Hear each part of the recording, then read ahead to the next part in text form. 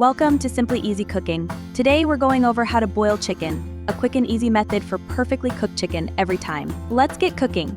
In a pot, start by placing 2 chicken breasts, 2 chopped celery, 1 chopped onion,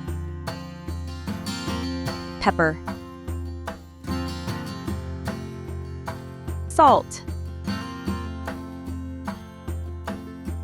nature's seasoning, 3 bay leaves,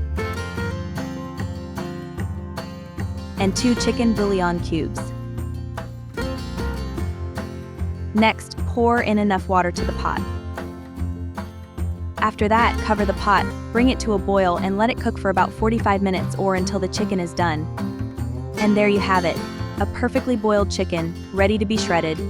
If you found this helpful, don't forget to like, subscribe, and hit the notification bell so you never miss a recipe. Thanks for watching and see you next time.